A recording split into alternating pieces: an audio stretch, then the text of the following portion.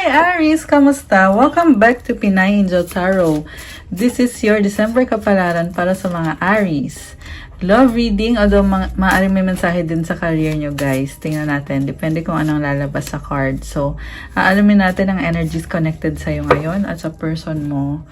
And kung ano pang mensahe ang dapat mo marinig ngayon. And, since general reading po ito, i-take nyo lang yung nag-resonate. Pag hindi nag-resonate, hayaan nyo na kasi baka para sa iba yung mensahe. Pero let me know pag nag-resonate, i-comment nyo, okay? Ayan, so ready ko lang yung mga cards nyo. Aries. Okay, kamusta kayo guys? Comment present para alam ko nanonood kayo. At kung kailangan nyo naman ng gabay, pwede po kayo magpa-reading sa akin. Private reading, message nyo ako sa Facebook page ko, Pinay Angel Tarot, or sa Viber or sa WhatsApp para mas mabilis. Nasa description box po yung number ko. And, kung gusto nyo mag-avail ng mga crystals for sale sa mga nag-i-inquire, tingnan nyo po sa Instagram ko. Marami at iba-iba po ang mga crystals. Nakapost po doon pati yung benefits. And it's a good time to get a crystal kasi mag-new year na for new beginning. And also para ma-avail nyo din yung free shipping kasi ongoing pa rin po yung free shipping until December 31. Ayan, kaya avail nyo na yun guys habang meron pang free shipping. Mamaya I will tell you more about the crystals. So ngayon, proceed tayo sa reading natin. Tingnan muna natin tong unang mensahe. Okay. So, power. The power of love is like a magnet, drawing souls together. Past lives. Remarkable. Oh my gosh. So, nakita ko dito yung lakas mo, Aries. Full of passion and power ka talaga, oh. Feeling ko din sobra yung attraction sa inyo. Mukhang soulmate mo yung taong yan. Parang siya na yung the one, eh. Kita mo yung wedding rings. Posible sa past life kayo na, naging kayo sa past life nyo. At ngayon, siya ulit yung taong dumating sa buhay mo. Ayan, oh, through many different lives. Ilang beses mo na yan nakita sa past life mo yung taong yan. Sobra yung attachment mo sa kanya. Parang siya yung divine counterpart mo eh. Si Aries kasi is masculine energy. So, I feel like nahanap mo na yung feminine energy na yon, yung twin mo, yung twin flame mo. Or kung hindi man, yan yung soulmate mo. Okay, so tingnan natin naman from the tarot. Overall energy is 2 of Wands. Meron kang hinihintay, inoobserbahan at pinag-aaralan mo. Malaki yung pangarap mo at plano mo, pero hindi ka pa gumagalaw. Tinitingnan mo muna yung sitwasyon. Meron kang tinitingnan sa globe eh. Ayan, so, ibig sabihin, you're looking at the situation from top view or from a distance, from afar, something like that. Ang masasabi ko lang dito guys, siguro kailangan mong i-push din yung sarili mo, Aries, to take action. Kasi minsan kaka-observe mo sa sitwasyon, wala ka din namang magagawa or wala kang effort na ginagawa. Ayan. Although, depende din naman yan sa sitwasyon mo. Mamaya ika-clarify pa natin to. So, tingnan natin. Ang focus mo ngayon, meron kang problema or pinoproblema, 3 of Swords. Nasasaktan ka eh. Ayun, kita mo lumuluha oh. Something about gusto mong gawin pero nahihirapan ka. Teka lang, may nalaglag na card. Okay, ayan. So, what crosses you is Queen of Wands. So, namamblema ka, pero at the same time, very committed ka. So, ibig sabihin na sa isip mo yung problema eh. Kasi kung tutuusin, malakas ang loob mo, you can do what you want, you can attract what you want in life as long as gagawan mo ng paraan. Si Queen of Wands kasi very charming and very confident sa sarili. Also, marami na siyang natutunan sa mga napagdaanan niya sa buhay. So, merong shift dito, oh, it symbolizes for me parang nagmo-move on ka or nagle-let go ka. Pero, ang focus mo talaga ngayon is yung problema eh. Kasi itong pag-move on, alam mo na kaya mo yan. Pero yung problema, yan yung hindi mo pa maalis sa isip mo ngayon. Parang nakikita mo ngayon yung katotohanan. Ayan, kita mo, andyan yung mata, 'di ba? So, kaya doon ka nasasaktan or nahihirapan.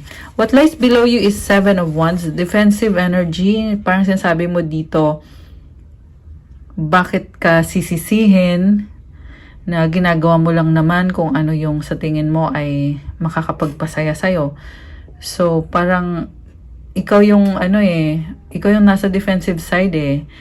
Okay. What lies above is 9 of Pentacles. Oh, this is nice. Very independent, very practical, and achievement when it comes to finances. Kita mo punong-puno ng pera, yung treasure chest. So, ibig sabihin, nasa point ka ngayon na talagang nag-grow na yung pinaghirapan mo and ginawa mo yan on your own. So, dapat magpasalamat ka sa sarili mo. What lies behind is the sun. Uy, nice. Meron pa ring positivity dito. Kaya naman pala, pinoproblema mo kasi dati pinaglaban mo na to eh. Ang dami nyo nang pinagdaanan ng taong yan. And pinaglaban mo pa rin. Kita mo yung bata, oh. Ang saya-saya mo dito. Kasi nakikita mo yung possibilities. Pero ngayon, nasa point na meron talagang negativity dito. What lies before is Page of Pentacles. Parang iniisip mo din na balang araw, kailangan mo ding mag-reach out ulit or mag-sorry ulit sa taong yan. Sa ngayon kasi parang gusto mo munang unahin yung sarili mo pero hirap na hirap ka kasi nakafocus ka pa rin sa problema. Ayan, sa totoo lang pwede mo namang unahin talaga yung sarili mo. Kaya lang hindi maalis to sa isip mo. Ayan, sobrang nagkikare ka kasi sa sitwasyon, nagkikare ka sa taong yan. Kaya tuloy, yung energy mo, dun mo na binubuhos sa kaka-overthink mo. Okay. And then, Page of Wands. So, bago yung energy mo, may bagong simula para sa'yo, pero andun yung curious ka pa lang, and parang gusto mo magsimula ulit, pero parang nahihiya ka. Nakita ko kasi sa'yo parang nag-hesitate ka eh. Okay, medyo kailangan mo siguro lang lakasan yung loob mo sa ngayon. Yung person mo naman, nagpakalayo-layo itong taong to or posibleng hindi kayo nag-uusap ngayon. Knight of Pentacles. Dahil busy siya sa sarili niya, sa finances at achievements niya. Although, I feel like andyan pa rin siya. Mukhang hindi naman siya mawawala. Pero yung pakiramdam ngayon is parang ang layo niya or masyado siyang serious, masyado siyang practical din kasi tong taong to eh, kaya kumbaga hindi mo siya maistorbo kasi may mga priority siya, may mga routine siya. Okay. And then, yung visual energies, 4 of Pentacles. Nag-iingat ka kasi ayaw mong mapahiya, ayaw mong masaktan. Kita mo yung mukha niya, nag-hesitate talaga na gusto mo mag-reach out pero inisip mo, baka mamaya mapahamak ako pag ginawa ko to. Baka problemahin ko pa to. So, umiiwas ka sa problema kasi mas gusto mo na, alam mo yun, mas gusto mo merong harmony and kalmado yung sitwasyon. Also, naayos mo na yung sarili mo eh. Kaya inisip mo, okay na ako ngayon, ba't ko pa bibigyan ng problema yung sarili mo? Pero kasi alam mo din naman at the same time na kailangan mong makipag-usap sa taong yan or mag-reach out para hindi maging stagnant or para maintindihan yung isa't isa, 'di ba? Para makausad yung connection nyo or yung relasyon nyo. So, ang outcome is the Temperance card. Umaasa ka na maayos nyo din. This is a card of patience also. So, kailangan mo maging pasensyoso or pasensyosa sa ngayon. Kasi gusto mo din naman sa huli na masaya lahat. Okay? And for me, I feel like maganda naman yung intention mo kung ganon. So, mag-clarify tayo guys. Bakit problemado si Aries? Bakit? Bakit? Ay, nalaglag. Okay, tingnan natin yung nalaglag na card. Kung bakit. 3 of Wands. Ayun na nga, oh, puro number 3. Ayan, hindi siya mawala sa isip mo eh. Kailangan ayusin eh. And may nakita ko dito na parang feeling mo hindi ka kompleto pag hindi mo naayos yan. So, parang tinatawag ka na, Aries, ayusin mo na nga to. Pero ikaw naman, inisip mo naman na, pag ginawa mo kasi yan, problemahin mo eh. So, di ba, ba't mo ipapahamak sarili mo? Okay, next card is Knight of Swords. Okay, isa pa. And the Three of Pentacles. Ang daming number 3 na card. So, I feel like, Aries, ikaw din kasi, hindi lang naman siya yung iniisip mo. Marami kang iniisip. So, merong ibang tao din sa buhay mo. And, yeah, kasi ang daming number 3 sa reading mo. So, dahil sa pag-aalala mo, hindi mo na tuloy alam kung anong gagawin mo. Nakakalito, nalilito ka. Napipressure ka din. So, sa ngayon, medyo nakakalito yung mga energy sa paligid mo, kaya hindi ka rin makagalaw, no? Pero may nakita ko dito na merong partnership eh, itong Three of Pentacles. Ibig sabihin, tinatry mong ayusin, tinatry mong magpatulong, okay, para once and for all, maayos yan. Okay, tinatry mo, pero hindi pa balanse. Okay. Bakit naman 2 of Wands yung overall energy? So, 8 of Wands. Uy, okay. 7 of Swords and the 9 of Cups. Alam mo, unhealthy habit yung nakita ko lumabas dito. Tsaka ang daming blessings din. Unexpected blessings galing sa universe. Pero andun yung feeling na, oo, ang daming nangyari, ang daming pag-uusap, or posible merong mensaheng dadating. Pero hindi mo pa alam kung anong gagawin mo sa mensahe na yan eh. Kaya nagtatago ka muna, nagpapaka-addict ka muna. Kita mo, umiinom oh. Yung iba sa inyo, umiinom talaga literal. Yung iba naman, merong addiction, posibleng addiction sa alahas or sa sugal or ano ba, kung ano man yung addiction nyo guys, smoking or any unhealthy habits. Parang nagpapakasaya ka lang ngayon. Yung iba naman sa inyo, wala naman literal na vices or addiction, pero ang iniisip nyo lang dito is masaya ka sa buhay mo kung anong meron ka ngayon. Mas pinipili mo na magtago na lang muna to keep it that way na lang. Kasi hindi mo din naman alam kung anong gagawin mo dito sa mensahe na to or sa sitwasyon na to. Kaya ba't mo pa ipipilit? So, parang tingin sa'yo ng person mo siguro matigas ang ulo mo or selfish ka kasi pinipili mo yung sarili mo. Okay? Pero on your end kasi, malaki naman kasi yung pangarap mo eh. Kaso nga lang, hindi ka makagalaw sa ngayon for some reason. Okay, clarify nga natin. Parang feeling ko dito, hindi mo pa kayang ibigay yung hinihiling ng person na yan. Pero gusto mo. Possible kasi na financial yung problem, possible din na sa sitwasyon nyo, sa location nyo, sa distance. Iba-iba pa talaga ng sitwasyon since general reading to. So, ayoko masyado magbigay ng mga example eh. Kasi nga, iba-iba kayo ng sitwasyon. Pero tingnan natin ha. So, 6 of Swords and 9 of Swords. The Empress. Oh my gosh. So, ano nga yung tanong natin? Kung bakit hindi makagalaw. Okay, bakit hindi makagalaw si Aries? So, 6 of Swords. Umiiwas ka kasi. Hindi ka makagalaw kasi umiiwas ka sa problem. And you're moving towards calmer waters. Ayaw mo ng conflict. And then, 9 of Swords. In-overthink mo yung sitwasyon kaya hindi umuusad. So, walang katapusan. And then the Empress, again, this is about enjoyment, fertility. Ang sabi sa'yo dito ng card mo is, nasa kamay mo yung magiging desisyon kung aayusin mo ba yan, haharapin mo ba yan. Kasi si Empress, kasi kita mo nakahiga lang, chill na chill siya, ba diba? Ang ganda niya. Ibig sabihin, nasa sa'yo na lahat. Kalmado ka. Desisyon mo kung mag-e-effort ka ba o hindi. At si Empress kasi talagang hindi nag-e-effort yan. Kasi kusa naman talagang dumadating sa buhay niya yung blessing. So, siguro naging problem yan kasi yun, hindi ka gumagalaw. 10 of Swords. Oh my gosh.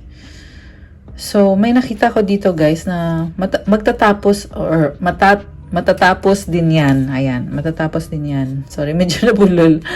Okay, matatapos din yan. Eventually.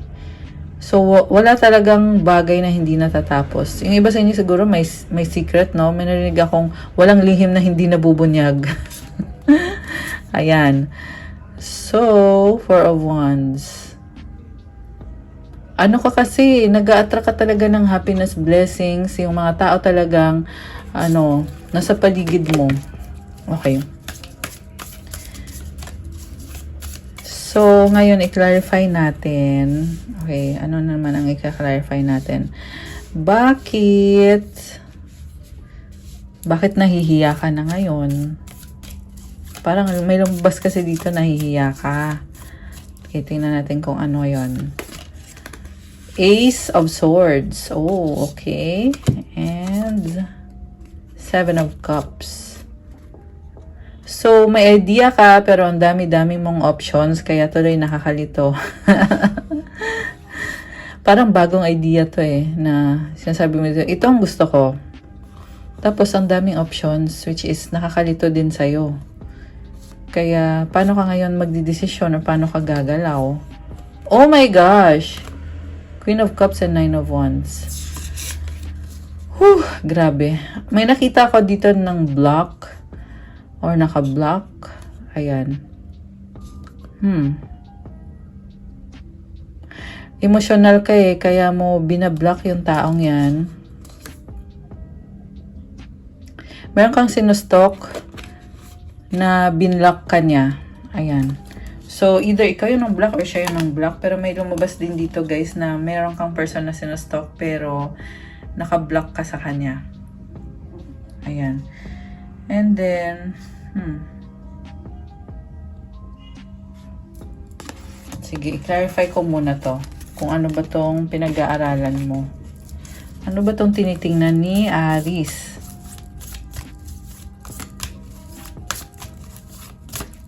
Okay. Ace of Cups, new beginning. Ayan.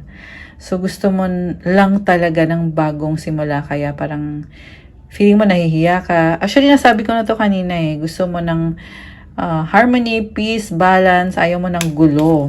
Okay. So, kaya nga lang hindi nyo na pag-uusapan. Kaya, yan yung problem yung communication. So, clarify natin yung sa person mo kung bakit ang person mo ay mabagal ngayon. Knight of Pentacles. Okay. Wheel of Fortune. Oh my gosh. Oh my gosh. Eight of Cups. The Tower. Alam mo, ang tindi ng pinagdadaanan ng person mo. Malaking transformation. And inuuna niya yung sarili niya ngayon. So, may nakita ko dito na tinalikuran. Dahil malaking bagay itong nangyayari sa life mo ngayon, Aries. So, alam mo itong transformation na to, magdadala din ng maraming blessing sa'yo to Okay nga yan kasi nababago mo yung sitwasyon. Nagkakaroon ng opportunity to grow, to change, to welcome new opportunities and blessings. Talagang overwhelming lang yung process. Kasi kita mo naman to, Wheel of Fortune. So, may nagbago, tapos biglang tumalikod yung person na to. Tapos, Tower. So, sa pagtalikod niya, andun yung feeling na nakaka-overwhelm, nakakagulat. And also, parang hindi mo matanggap or, alam mo yun? Yun, hindi mo pa matanggap. Siya din naman, nahihirapan pa rin. Pero, buong loob niyang tumalikod. Ayan. Kaya naman pala mabagal. So, alam mo sa totoo lang, kahit na tumalikod yung tao niyan, which is sinabi ko na to kanina andyan pa rin naman siya. Okay. Alam mo din naman yun, kaya ka nga nag-observe sa kanya kaya mo nga siya sinustok So, anong outcome dito since tumalikod na yung person mo? Anong susunod ngayon? King of Pentacles, the Moon, Eight of Pentacles. Nakafocus siya ngayon sa trabaho niya. Nalilito din siya. So, siguro advice ko lang, wag mo siyadong i-push yung sarili mo sa taong yan. Kasi, very determined siya. May nakita kong achievement sa kanya na tatry niya talagang i-overcome. yung mga obstacles, especially sa work niya at sa finances niya. And ngayon, nakita ko dito, meron din namang abundance. Ayan, nagbo-bloom sa part ng person mo. And parang nagtatago talaga siya, guys.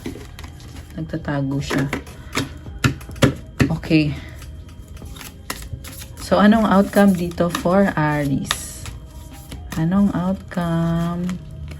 Justice. Hanged Man. Oh my gosh, ang tindi naman ito. Justice is about standing up for the truth, being strong, and this is also about sacrifice. Kasi katabi niya si Hanged Man. Parang sinasabi dito, kailangan mo i-sacrifice yung katotohanan or kung anong sa tingin mo ay nararapat sa sitwasyon, kailangan mo i-sacrifice. Ayan. Oh my gosh. Dahil nga tumalikod yung person mo. Okay. Anything else na kailangan malaman ni Aries? Okay, tingnan natin to. Uy, ano to? Ay, sorry. Hindi kasama to. Ito lang pala. Okay. So, Two of Swords. Fear, pagdadalang isip. Opening your mind. Parang kumbaga dati sarado ka, dapat ganito talaga yung mangyari. Pero ngayon nakikita ko dito, binubuksan mo yung isip mo na parang sinasabi mo, may iba pang paraan, gagawa natin to ng paraan, kahit hindi nag-workout or hindi nangyari yung in-expect ko or yung gusto kong mangyari. Pero sige, mag-adjust tayo. Yun yung nakikita kong ginagawa mo, Aries. Para lang talagang ma-accommodate yung mga pagbabago dahil sa pag-alis ng person mo or sa pagtalikod ng person mo or dahil sa pagbago ng sitwasyon nyo. So, High Priestess. Wow. 10 of Cups. Oh my gosh. Alam mo, sa totoo lang, nakikita ko dito, malalampasan mo naman yan eh. Merong susuporta sa'yo. Family mo or mga kaibigan or support group. Ayan, may mga tao eh. This is also about happiness. And kakalma yung isip mo. Marirelax yung isip mo. Ayan, very nice. Grabe, ang intense. Anong gustong sabihin ng person ni Aries? Yung person ni Aries, anong gustong sabihin? So, gawa tong oracle cards na to ng isang person na close sa akin, pero anonymous kasi ayaw niyo sabihin yung identity niya. Kuha tayo ng cards. Anong gustong sabihin ng person ni Aries? Tapos, kuha din tayo dito sa kabila. Ito, ako naman ang gumawa nito. Anong gustong sabihin ng person ni Aries?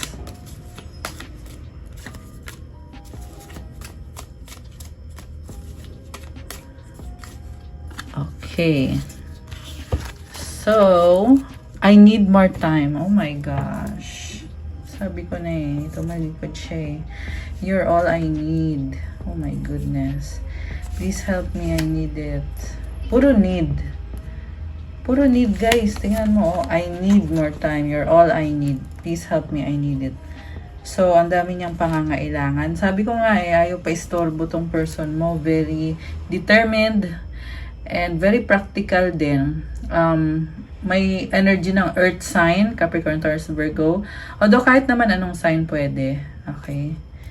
So, ano pang gusto niyang sabihin sa'yo? I love you. Oh my gosh! I love you unconditionally.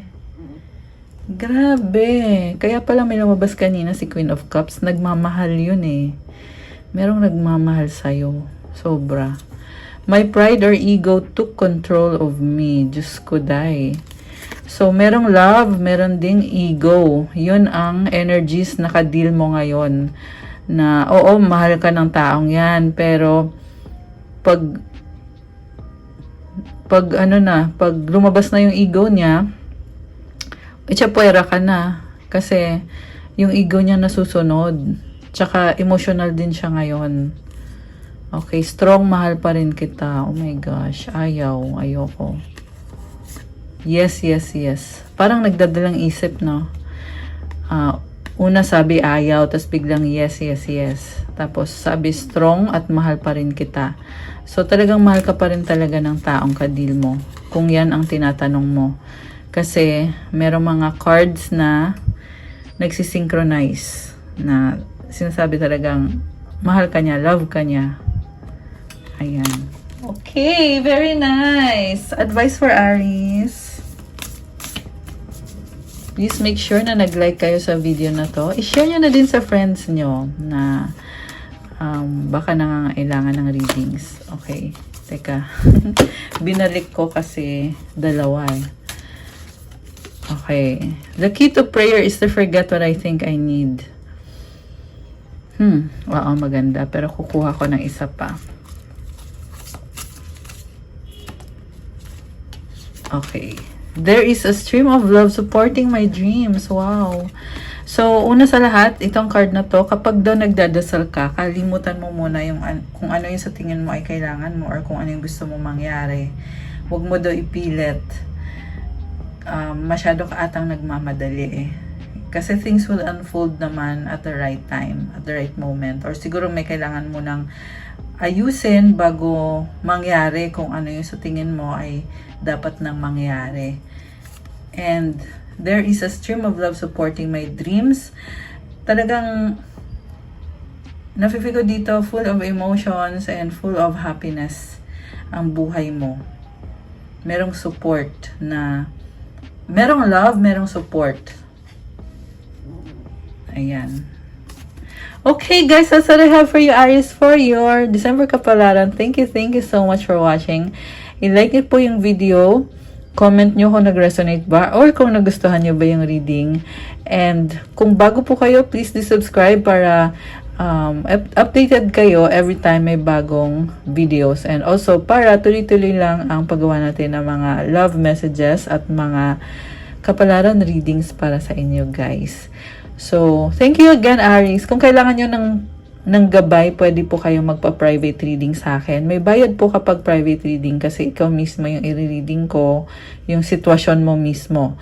And, pwede nyo kayo message sa Facebook page ko, Pinay Angel Tarot, or sa Viber or sa WhatsApp para mas mabilis. Nasa description box po yung number ko.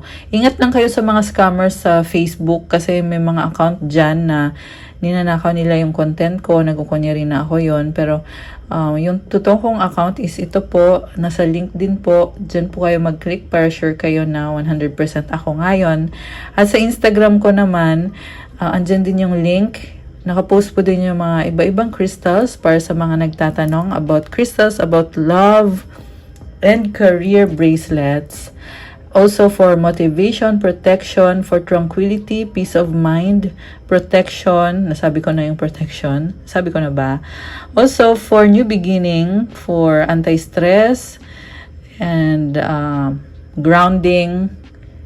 For, syempre lahat opening of your chakras yan. And yung mga crystals po galing sa akin, may blessing po yan. Specifically para sa'yo. Yan po yung pinagkaiba ko from other sellers ng crystals kasi maliban sa alagang-alaga sila, ay meron po yan nakalagay na prayer specifically para sa'yo. Very strong na intention niyan. Kaya yun. So, let me know kung may tanong pa kayo, okay, about sa crystals, i-comment nyo na lang or i-message nyo na lang ako. So, thank you and advance Merry Christmas and a Happy New Year sa inyo mga Aries. I'll see you again soon. God bless po. Enjoy your day. Stay safe. Bye!